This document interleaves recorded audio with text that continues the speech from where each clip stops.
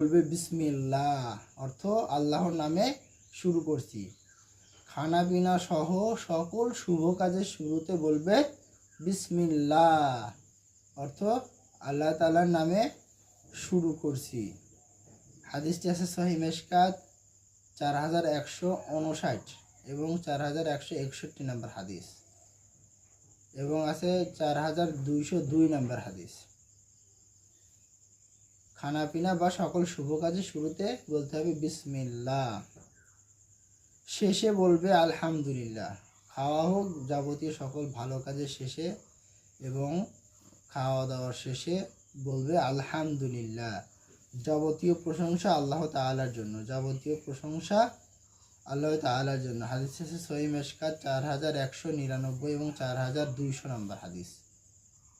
খাদ্য সময়ের অধ্যায় 21।